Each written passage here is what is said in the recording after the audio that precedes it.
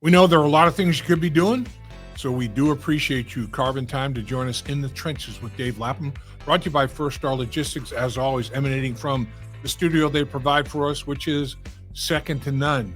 It is one of one, as is our special guest, Scott Peters. They broke the mold. This guy is a man's man, and he's an offensive line coach that understands the game of football at an extremely high level. Tremendous football IQ. And with that said, can dumb it down, if need be, for lack of a better term, to teach it to his offensive linemen. And I'm not saying his offensive linemen aren't bright, intelligent people. I mean, we know that's not true. We know we got some pretty intelligent people across the front of that offensive line. And I'm telling you, Coach Peters is excited about being able to bring the game of football to them through his eyes, which is exciting, I think, for the Cincinnati Bengals. The offensive line, I thought, played at a very high level the last 5 games of the season. Like to see them maintain that level of play, if not improve it. And every single person has to do their job. If all 5 guys do their job and do it well, it'll be a very powerful fist. You only have 3 guys doing their job and 2 aren't, or 2 guys doing their job and 3 aren't, you can't make a powerful fist. But if all 5 guys are doing it, you can make that powerful fist.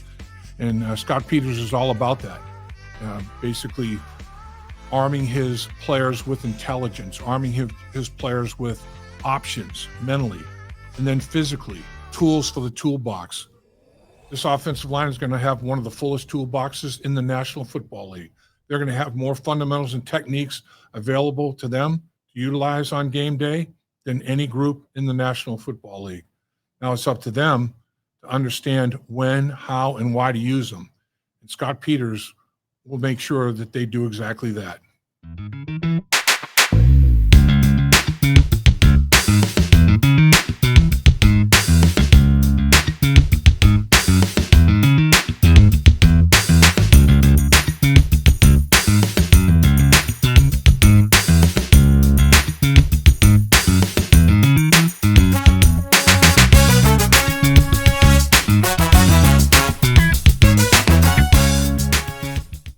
We know you've got a lot of things to do this time of year, so we certainly do appreciate you joining us in the trenches with Dave Lapham, brought to you by First Star Logistics.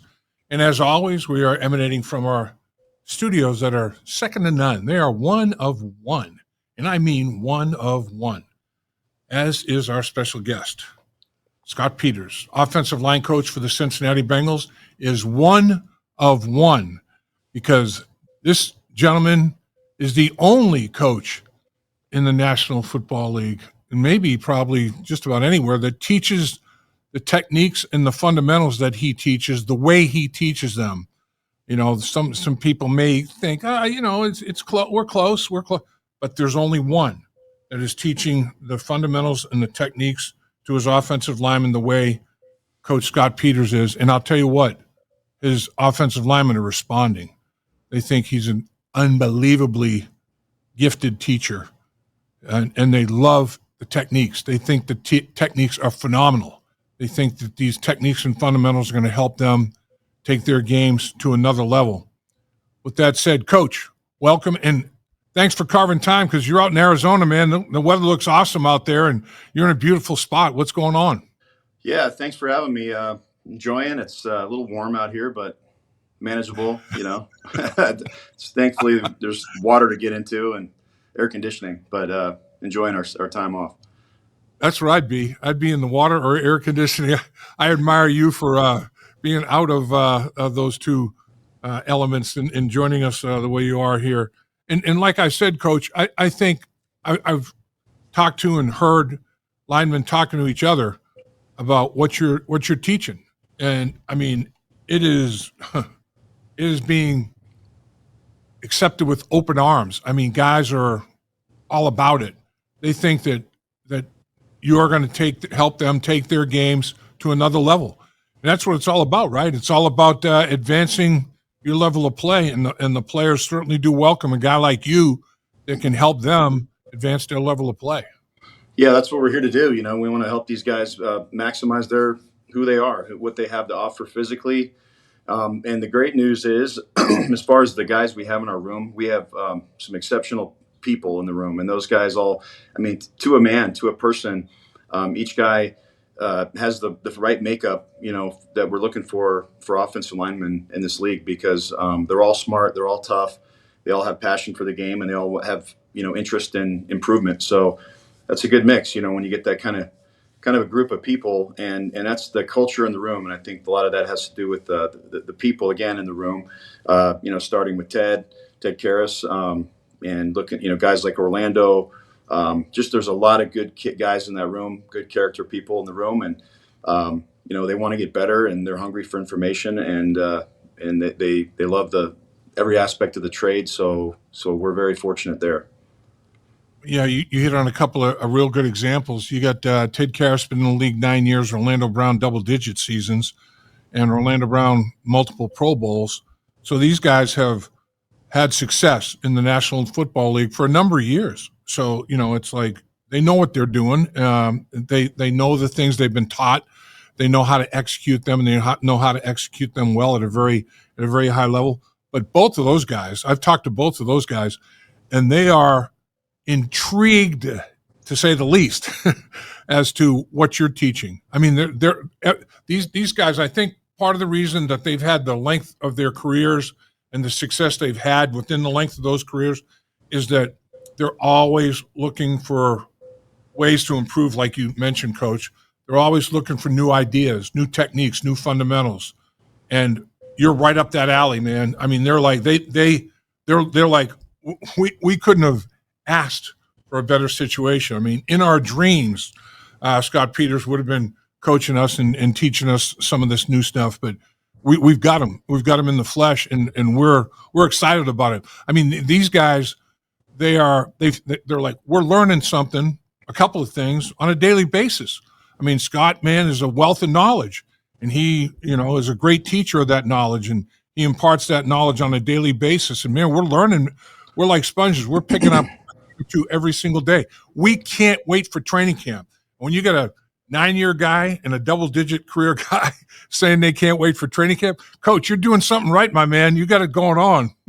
Well, I'm smiling because to hear a player say they can't wait for training camp, that's big. I mean, honestly, I feel the same way. I felt like our spring was good. I had opportunity to lay down some tracks and kind of get the guys, acclimated to, at least aware of all these different tools that we would like to employ, and had a good chance to an opportunity to drill that stuff and lay down those movement patterns. And I think, for guys like Ted and guys like Orlando, you got Cody Ford, you got Lucas Patrick, you got Cordell Volson. Those are the veteran, the guys that are veterans in the room who have played a lot of football. And, and when you're playing, you kind of you're living in a different world because you're so focused on what you're doing, and sometimes you don't always have that opportunity to look from 30,000 feet, looking down at yourself objectively. Right. And one thing that I put a lot of thought into all this stuff. I mean, so much thought, obsessively, but just trying to give these guys opportunities and tools to help build their capabilities, so they can go out there and function at their best. And I think that was we got a good introduction this spring, and the guys took to it, and I saw improvement, and I saw development, and most importantly, I saw interest, because to your point, those guys, that's the impression I got as well. Just everybody's hungry, they want to get better, and like I said, that's where it starts, and really that's the key ingredient. You can have talent, but if the talent isn't interested in developing and improving, then you don't see, they never realize that ceiling, that you want them to realize. And so I'm really excited to get a chance to work with these guys. And I'm also, while we're enjoying a little brief break, because what we're about to get into, the excitement about training camp is shared among everybody. Yeah, I mean, I can't wait to see this football team out on the practice fields at training camp and get ready for the season. I mean, finished the season with 5 straight wins, playing pretty good football, pretty sound football. And I think this team is going to pick up where it left off there. I really, and one thing that has hurt this football team the last couple of years or more is the slow starts, having to dig out of a hole where you've lost twice as many games as you've won. And, you're 2-4, 3-6, whatever the case may be. And it's like, man, now, we gotta grind to get back to 500. And then it's like, what can we do from that point forward? So, uh, this last year's team dug a hole and they crawled out of it and won 5 in a row to finish with a winning record. I mean, that's saying a lot, to win 5 in a row to get back to that 9-8 mark and a winning record. That's not easy to do. I mean, the mindset is, oh well, wait till next year. We're done this year.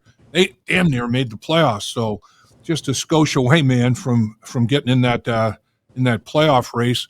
And I think the offensive linemen are excited that what you're going to bring to the table for them is that little extra that will get them over the top. They feel like they were playing pretty well as a unit the last 5 games of the season, and I think the numbers speak to that being the case.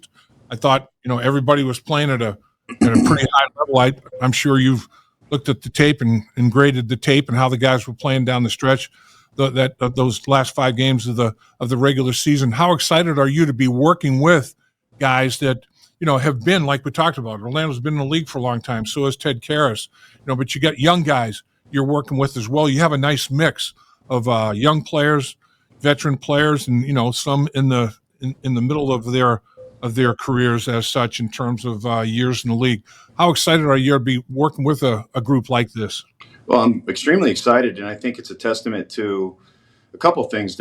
First of all, yeah, obviously the goal is to start fast, but when you take a team and you see a team that in the NFL, I mean, you can look around the league and you watch teams. If they start off slow, they start getting off to a bad start. Things aren't going well. They start pointing fingers at each other, and that didn't happen here. And that's a testament to the character of the people that the organization has brought in. It's a testament to the organization, and it's a testament to Zach and the staff, because when you can hold those guys together and they can finish strong despite a slow start, I think that tells you a lot about the people that exist in the building and the organization and everybody from top to bottom, because that doesn't happen very often. You see, I've been a part of teams before as a player and as a coach where things aren't going well. And you see fingers getting pointed. You see guys kind of checking out, and it's really it's who's left in the end. And I think, but to your point, to be able to start fast, it's very important. Every game counts for a lot. In the NFL, so that's always the emphasis. But I think the impressive thing, and the thing that you got to say, is that this is a good, solid team. It's a close knit group. These guys have there's no quitters in the bunch. There's guys that want to work together. They function well as a unit, as a team, and like I said, it starts from the leadership from the top. How important is that, Coach? That, when you have an offensive line, a team like you're talking about that gets along, that are friends with each other from just a normal lifestyle standpoint. But also are fast football friends, really get along on the football field and understand each other extremely well, can finish each other's sentences, know exactly what the other guy's thinking. You don't have to wait for a call. You're on the same page as the guy that makes the calls to get everybody on the same page, and everybody is playing at that high a level physically and mentally. There's nothing better than that. What's it like to coach a group of guys that will sacrifice, will do everything they possibly can for the betterment of the group, not just themselves? It's a really great thing because, and it's refreshing. The reason why guys get into football, and you do it at a younger age, and it's fun. It's you're doing it and you're part of a team, and it's not about you. It's about the team, because that was at least how I experienced football, high school, even in college. And obviously you see college now, it's like, might as well be pro football with all the money getting dished out. Right. But when you get a group of guys in professional sports that care about each other, that hang out with each other, have a common goal, there's no selfish people in our room, and especially for the O-line in particular, that's a huge thing. It makes everyone's job that much more enjoyable, because it is hard. We all know, So we're optimistic. We also know like there's a huge task ahead of us. We know there's a lot of work to be done, and it's hard because everybody, there's 31 other teams trying to do the same thing we would like to do, and they're talented as well. So, but to have a group that's connected like that, it goes a long way. When you care about each other, it goes a long way because a team, like it's a synergistic, it's a synergistic effect you get when people are playing and pulling for each other. There's no selfish individuals. It's guys that know what we got to get done. They show up day in, day out, and they support each other. So that does go a long way versus having a whole group of mercenaries out there that and it happens in this league. Yeah. But I think what's like I said, the people, the character of the players on the team, it's exceptional, and I think that's exciting because that kind of helps you take guys to the next level, where guys, when you get the character, I think that helps dictate a higher ceiling for each individual. Therefore, collectively you have a chance at raising a higher ceiling. And what we do as offensive linemen, it's not about one guy. It's about the collective, because we are working in unison and we are working synergistically, and you want to synchronize that up. And so it takes everyone's focus and guys, holding themselves accountable, and even holding the group accountable, and in positive ways. And I think that's a good thing, really good thing. Yeah, I mean, you're talking about that synergistic effect where 1 + 1 = 3. It's not just two; Yes. it's more than three. It's like it's not just it's man, you got it going on when you have a synergistic effect going on within your players and within your position group and your football team. And I do think that this football team has that. They've got that in them for sure. And I know the offensive line does. I thought the offensive line was playing that way, 1 + 1 = 3 down the stretch when they went on that 5-game winning streak. I thought everybody played at a very, very high level, and they were they were playing like five were playing extremely effectively. And it wasn't just, 3 or 4 getting it done in the fifth knot. You can't make a good fist. I'm a big believer in, 5 guys operating as one. 5 guys playing at a high level, communicating with each other, getting on the same page. Nobody's bringing the group down. Everybody is doing their job and more. A synergistic effect, like you talked about. And then all of a sudden, man, you got 5 players playing together, and you got a fist, man. You got a group that's playing with some power and getting some things done. And I think this group has a lot of depth to it, has a lot of talent within this group, and I'm excited and encouraged about what you're going to be working with coming up this season. Are you, Coach? Yo, absolutely. I mean, we have some really good talent to work with here, and like I said, the character aspect of it, the intelligence, and just making sure because sometimes you could play or be a part of a unit that you get the one guy that's like that big high dollar free agent guy, and he just wants to do it his own way, and it might work out for him individually, but what people don't see is that can harm the unit because we're trying to do everything as one. And if one guy decides to do something different, it affects the entire unit or the effect of the play or the effect of the pressure of the quarterback. And so guys to buy into that, holistically, and it's really a systematic approach, and you have to know that you're one cog in the wheel. But if all the cogs are working in the same direction, you have a really good chance to do something better than you could otherwise, right? So if you have people that are operating as independent contractors, it does make it difficult because and money does play into that, and that's not a problem we have here. We have guys that they just want to be the best they can be. They understand the value of the unit.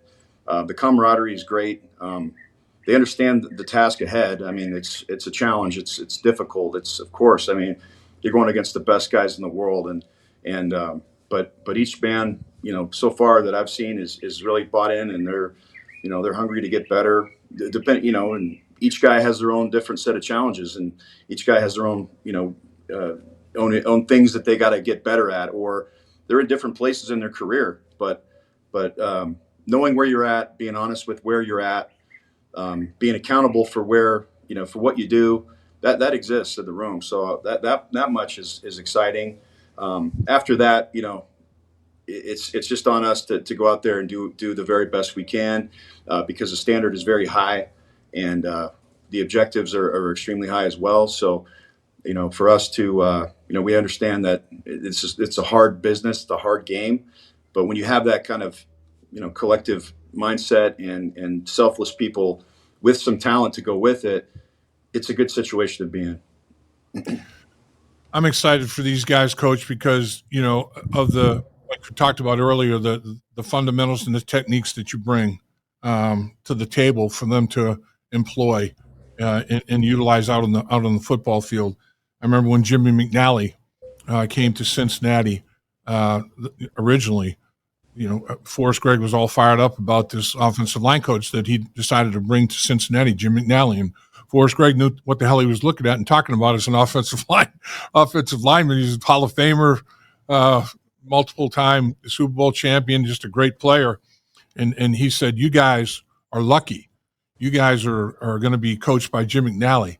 Jim McNally has techniques that you won't believe, techniques you haven't seen, techniques you haven't been exposed to. He's going to help you. He's going to help your game. He's going to make you better.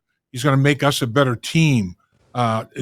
Forrest Gregg was all fired up about Jim McNally, and then Jim comes in with like new ideas, new concepts, new fundamentals, new techniques, and man, he took us to another level. I mean, everybody bought in, everybody was part of it. Nobody revolted.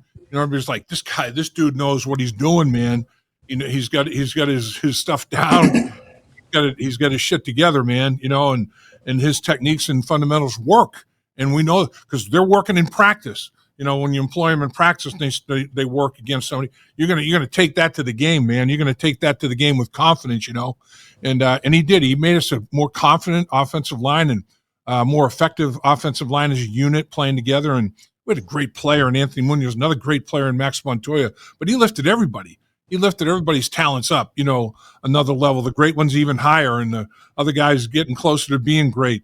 And that's what it's all about, right? It's all about elevating everybody. And I know for a fact, listening to guys, in the locker room and talking to guys in the locker room in the offensive line, they feel like your techniques and your fundamentals and your mindset and your approach to the game and the way you see the game and the way you can teach the game and communicate the game, they're excited. They're all like, "Coach, he's the man. He's taking us to another level, man. We can't wait." I mean, we can't wait to get out and utilize everything he's talking about, and the mental part of it as well as the physical part of it. And you got some guys that have totally bought in, Coach. Yeah, it's great to hear. Like I said, we also know what we got to do. So, with all that excitement, I'm optimistic, but we're also very, cautiously optimistic about what we want to get done here, in the sense that we have to constantly look at how we can improve, and that's never going to change. It's constant throughout the season. I think what we did and what we did in the spring was a good foundation. As we get started in training camp, we'll get back to that, and hopefully guys retained a lot of the things that they learned. Hopefully they're still moving, working on the movement patterns that we started to develop and instill.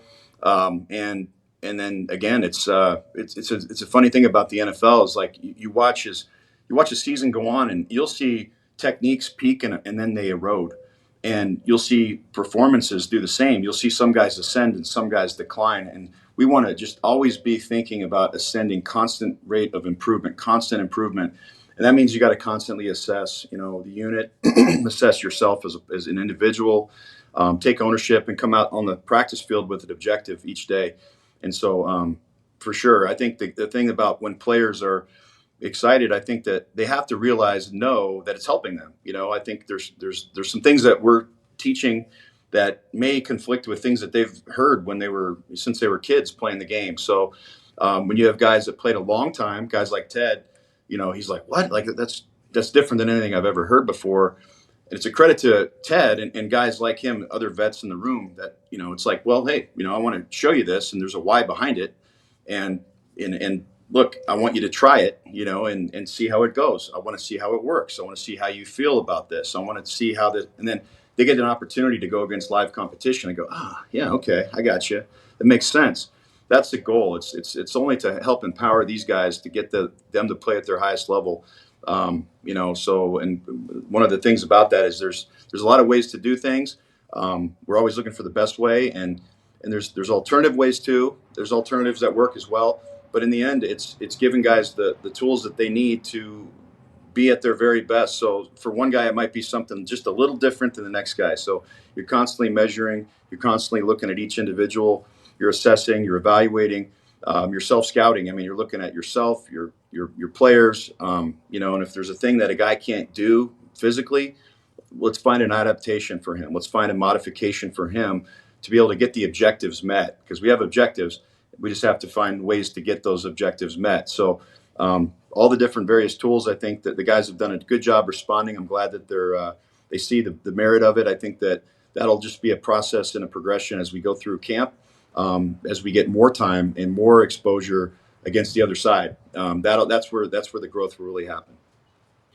Yeah, there's nothing better than when you get a coach that comes in and he's teaching techniques and fundamentals, and like, man, that stuff makes sense to me. I kind of like this, this stuff seems like it's going to be pretty good. Then you go out in the field, like you're talking about. Ted, I had Ted on a podcast a couple days ago, and he said he employed one of your techniques that you had talked about, and went out in the field and did it in very first, walkthrough or teamwork, in not high contact and all that. But he said it worked, and it locked him up, man. It totally worked. And he's like, hey, this stuff's legit. This stuff's great. And as a former player, the one thing that I can attest to is you're always looking for tools in the toolbox, man.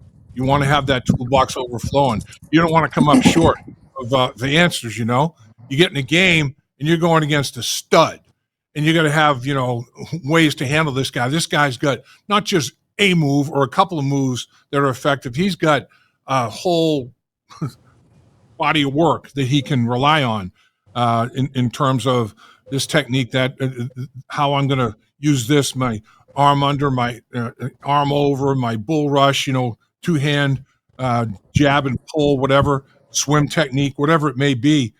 I mean, you guys have all kinds of moves. And when you've got things that you can try, and okay, that negated it. Now he has to counter that. Okay, now you've got a counter. Coach has provided me another tool. It's not just, okay, I got one tool, and if it works and he's got a counter to it, do I have something else? If I got another tool to counter his tool, and that's what it comes down to sometimes. And there's nothing worse than being in the game and you got a guy that's talented and he's got a bunch of tools, and you've kind of emptied your toolbox, and now you got no answers, man. You're there, and it's like you come to the sideline, coach, he's doing this to me. I've tried this, and then he did that. What do I do? And the coach goes, I got nothing for it. That's a lonely feeling, man. You don't want to experience that. And everybody says that they know for a fact when they come to the sideline and they say, Coach, this guy, I've tried this. I've tried these three things. Nothing's working. He's got answers for it. Can you help me? What do I do? They're like, Coach is going to have answers. Coach is going to have multiple answers. Coach, try this, then that, then this. I mean, I've been in situations, and I'm not going to name names, but I've been in situations you come to the sideline, you say, Coach, I've tried this, I've tried that. He's got answers. What now? I got nothing for you. Man, there's no worse feeling than that, is there, Coach? No, there's not. And like I tell the guys, it's like all you have out there is your fundamental techniques. That's all you have. I mean, really, you're prepared for the game. You get on the field, and then now you're testing your abilities and your tools and all your skills against the other guys. And when something goes awry, you can't go into the tank and freak out. But if you don't have information, Right. you don't have information, and you don't have a methodology to make adjustments like that, then that's beyond frustrating. That's you're right. It's a tough situation. So the goal is to continue to build a toolbox, and maybe the analogy is the toolbox analogy makes sense if you're a craftsman and you're working on something in your house, and if you got to spend time working with a hammer, you got to spend time working with a saw, a screwdriver, whatever it is, whatever tool you have for the job that's required, and so to build that out. Because, or, you could use a hunting analogy. If you're hunting a bear, you're bringing a different gun than you're going to use to hunt a rabbit. So making sure you understand and have time on task where you can build those tools, not just know them. And so we do put a lot of effort into trying to get those tools not only taught but trained to a point where they can become automated. John Gruden told me one time, he said, what you want to do in drill work, he's like, you drill the things you do the most and you drill the things you need the most work on. And he's right. Just to simplify, you mentioned doing arbitrary drills. So like a lot of the time we spend is just kind of how do we optimize the time we have with these guys on the field. Nothing we do should ever be something we aren't going to do directly. It doesn't have direct application.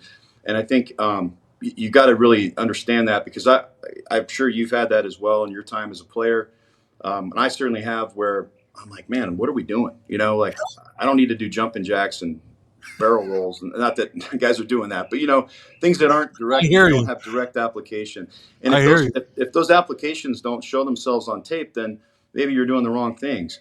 So it's a constant assessment, and just you understand what the tools of the trade are, and you understand that you have to have quite a large toolbox, but you got to start at foundational things. And one of the cool things about like what I think we're doing is you don't have to know all these one-offs. You got to think about there's some patterns to it. There's patterns to the movements that we're doing. There's patterns to the ways we attack. There's the ways we counter. A lot of movement patterns that kind of fall in the same realm where they're very similar, but they're different. And so these guys I think they understand that. That's the beauty of it. I think we've been able to make some pretty solid strides getting those things taught. And the most important thing isn't just teaching them; it's watching the reception, because we'll take Lucas Patrick, who's played. I think he's in his 10th season. Who's a great story. I mean, the guy came out of college as an undrafted free agent. He's bounced around the league, but he's had really good starting experience. Brings a lot of versatility, but when you're a player like that, I mean, it's a credit to him for his, when you walk into the league as an undrafted free agent, nobody's expecting you to do anything. And in fact, no one's looking for much from you, and so you really got to shine and you got to evolve and adapt. And he's done that throughout his career. So some of the things that we're teaching, they're not necessarily, most of the things, quite frankly, that we're teaching aren't things that other guys haven't done before. It's just putting an inventory to it. It's putting a list together. It's putting an application list together. It's teaching the finer fundamentals to make sure that these things can get done. So a lot of the things that we're teaching, again, they're things that some of the players have done before. They just didn't know they were doing it. Or maybe it took them years to just adapt on the job. It's on the job training. That's what happens for the most part around the league. Linemen get better from experience. Just going out there, oh, that didn't work, I'm going to try this, So trying to expedite that process, take guys on a straight path, on a straight line, give them all these tools, get those tools developed and refined, teach them when they're applicable, and then, you got to cut them loose out there to play. And so, and when that happens, then they need somebody looking at them objectively saying, hey, what can I do here? Well, here's what you need to do, because I'm not emotional about it when you're out there playing. I'm trying to check my emotions as a coach, but you're looking at those guys that are in the fire, and you want to be able to give them that information, real time, objective information that they can call back on a tool or a specific technique, or and where it could be applied versus a specific situation that they may need an adjustment, because, like I said, it's tough being in that fire, and it's tough doing that. So I think we have the right guys in the room who take well to this type of coaching. It's not just get out there and hammer the guy harder than you. It's obviously we want to impose our will, physically dominate, but that comes with the tools of the trade. So to your point about that, I think it's something we make it's a major emphasis point from a coaching standpoint, and then offering adjustments when it counts. And repetition breeds comfort level, and I'm a believer in that, but I'm a believer in perfect repetition breeds comfort level.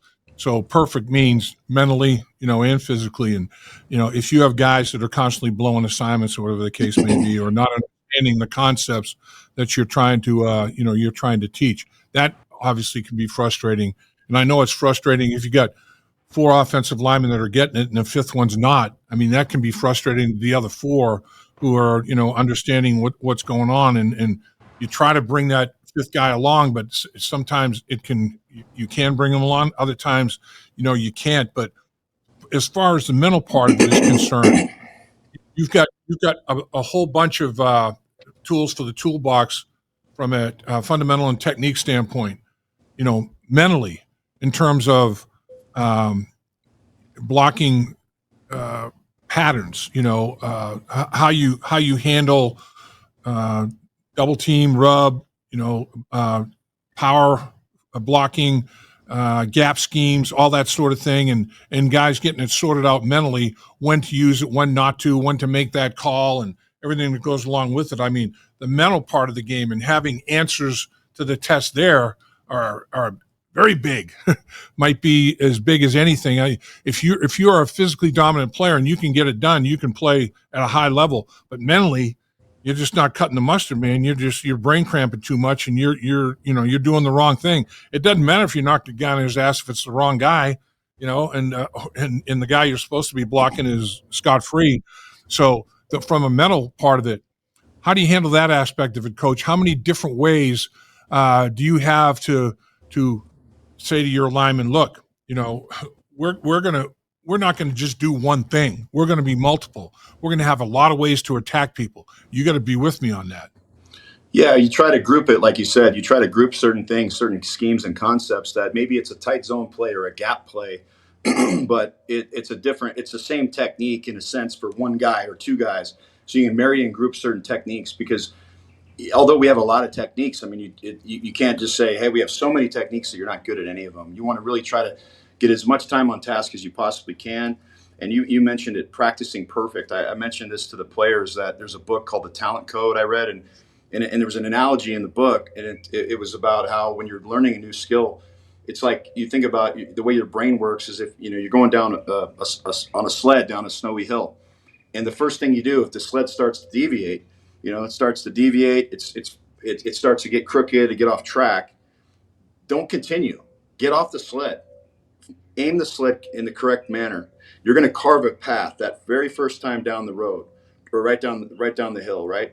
So that way, if you get back up to the top of the sled, okay, now you might have to make minor adjustments on the second round, okay, minor adjustments on the third round, but don't keep going and practicing bad stuff, because now you're carving the wrong pathways. We want perfection. We want perfection, even in walkthroughs. I want to see the movements. I want to see the skill set, because there's only so much time you have with these guys. So they got to do a lot of mental visualization work, things that they do on their own, because there's just not enough time to be able to rep these things. So you got to find ways to, obviously you can't sit out there and do physical contact 24/7, 365. You got to find ways to improve and develop and refine. And but first, starting with, understanding what that looks like. So when there is a mistake, okay, stop, regroup, fix. We took our time this spring. We really did. We took our time, and obviously, as you get closer to the season, you gotta go faster, and which is what we intend to do. But always looking at those fundamentals and never practicing a bad movement pattern. The best players and the best pros in this game, their walkthroughs look like the real thing. If you fast forwarded it, if you put it in fast forward on the walkthrough, that looks like the real thing, because they're conscious of that. They can't waste a rep. They can't trick their brain. They can't, they're not lazy that way.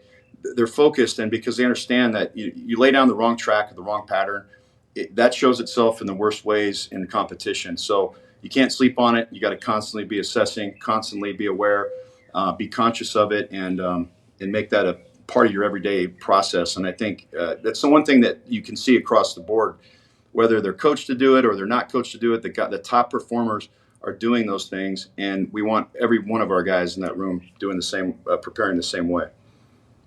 You mentioned it, Coach. I mean, there are so many guys in this football team that want to be great. They want to play at the highest possible level they can possibly play.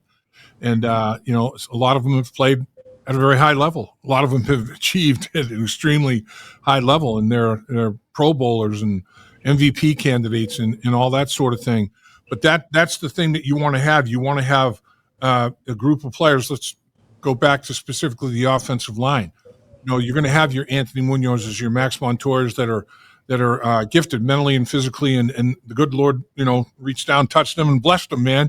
But everybody else wants to try to get to that level, and then they're going to get to a higher level. Want to try to climb to that as well. But I mean, you've got guys that are dedicated to being the best football player they can possibly be.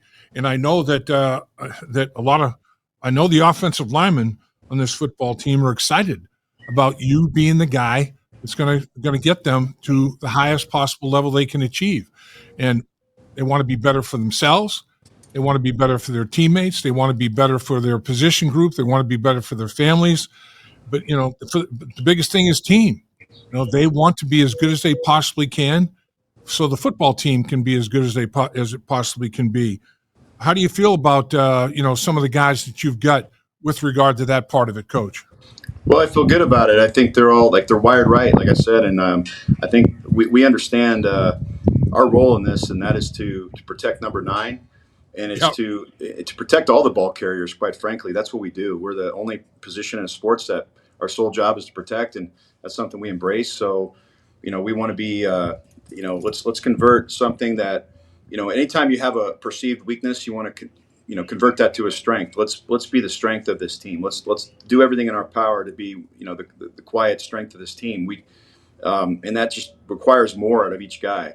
But the guys understand, when we have a great quarterback and you have great skill players, those are the guys that are going to go make the plays. But we have to help facilitate that, and we have to protect those guys at every turn and do all the little things right, to make that happen. So the work is a challenge. It's we understand what we have to get done.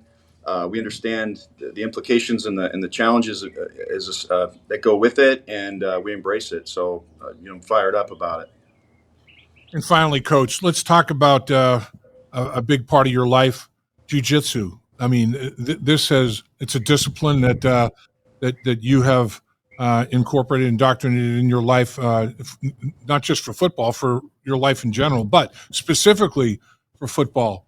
There are some techniques and some fundamentals that you've developed through your experiences with jiu-jitsu that are very unique, but extremely effective. I mean, guys already in the offensive line I've heard talking about, man, Coach is doing some stuff, man. We're doing some stuff with our hands, and we got our parallel feet and long arm, and the stuff Coach is teaching, man. This is all good stuff. Explain to everybody how jiu-jitsu has been such a big part of your life. I got into it when I was playing. It helped me come back from an injury. I was immediately humbled when I walked in a room and got put in a pretzel, and I was submitted. I was one of the strongest guys in the world, probably in the NFL anyway, in the weight room. But it meant nothing when a little guy put me in a bad position and knew how to exploit my anatomy. The way jiu-jitsu is, it's a, in submission wrestling, grappling, whatever term you want to use, but you're really using, you're exploiting anatomy. You're using your body to put yourself in an optimal position and then trying to basically just degrade the integrity of the opponent's body, so using things against them, attacking joints, using your body in a manner that is intended to use, it's most optimal.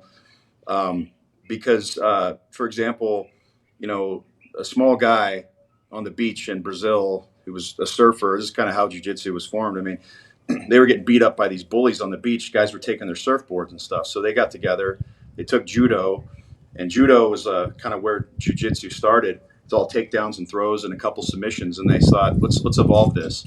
They started looking at different ways that a little guy can defend himself against a big man. So the little surfer guy learned hey, although my body's smaller than yours and you're bigger and stronger than me, my body's stronger than your arm. So I'm going to separate your arm from your body and attack it with my full force of my body, for example. And so that's kind of the general principle, but there's so many different ways to attack and counter and defend. Yeah. And so just from a philosophical standpoint, that's interesting, and I think if you can, most football players in the NFL, because I was one of those guys, like you think you're the toughest, baddest dude in the world. Well, you walk into a jiu-jitsu gym and you could line up against a banker and you're getting submitted and you're going home with your tail between your legs.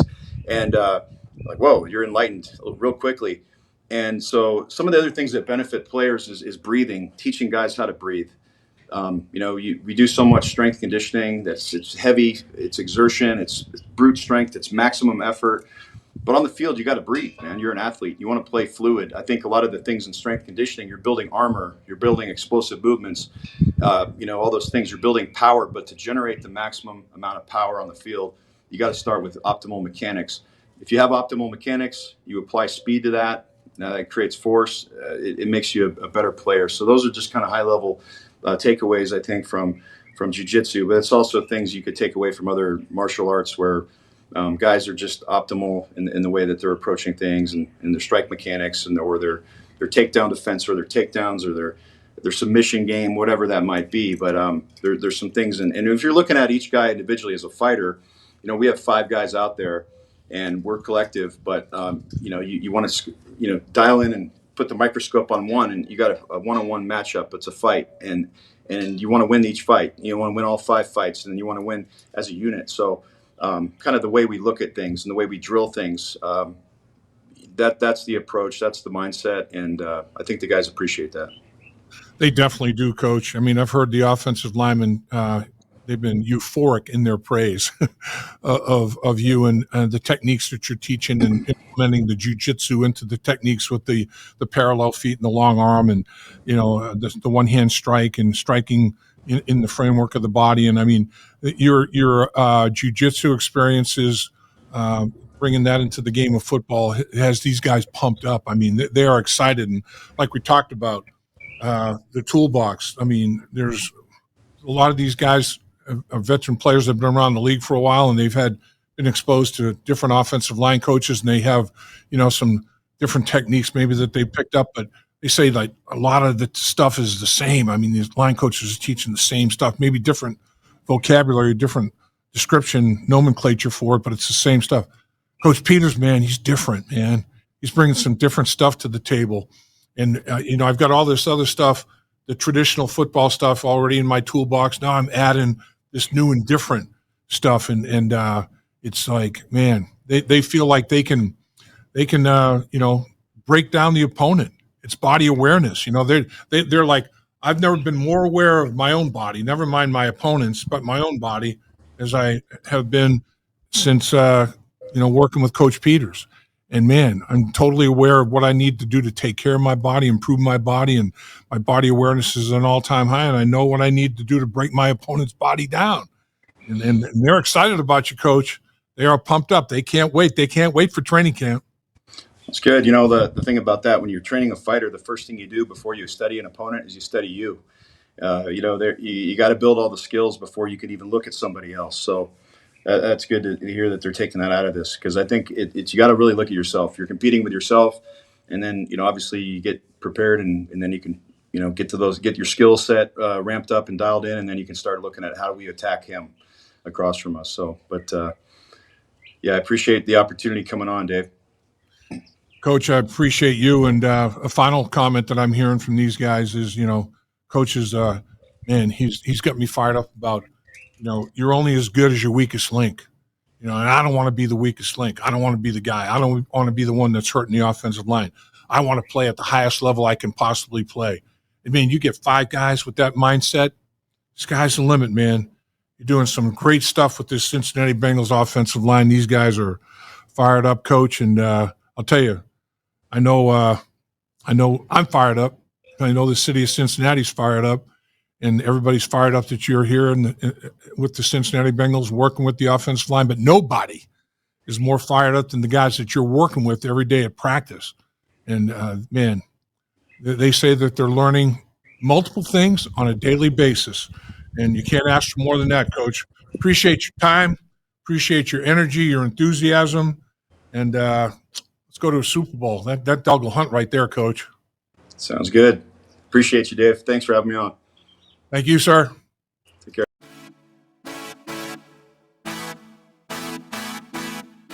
Dave Lapham here. While games are over for the season, there's no off season for In the Trenches with Dave Lapham or First Star Logistics.